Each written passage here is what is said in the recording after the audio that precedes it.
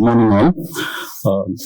First of all, thank you so much for giving us an opportunity to be part of this wonderful event.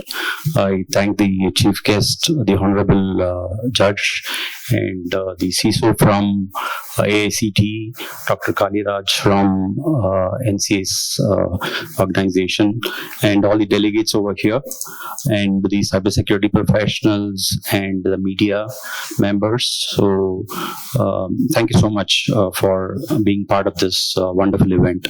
So as Dr. Kaliraj had mentioned earlier, the cyber threats have started increasing significantly because of the advent of the AI. So AI-based threats have increased, and this is not just restricted to the private sector alone. So it's also getting into the critical infrastructure, the government institutions. So the day-to-day lives are also being threatened significantly. So one part of it is obviously what Dr. Kaliraj mentioned about the cyber crimes, which is also eventually transitioned into digital era. It's a newer.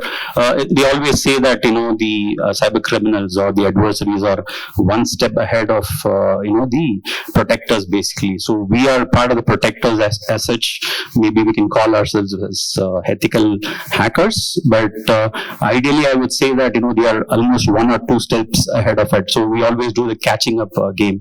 So even when we as part of our organization, when we build our products, so typically we kind of think from the point of view of how a cyber attacker or an adversary is going to kind of attack a particular environment. But there are today, if you really remember, or rather recall the threats has increased significantly, and therefore you will have to also be more I would say broad based in terms of how you can protect the new forms of threats which are coming up. So in that context, I think this particular event is extremely important to create an awareness, and obviously give an opportunity for people to kind of exchange ideas, showcase some of the the products and the solutions which can be offered by organizations such as us and some of our peers in this industry.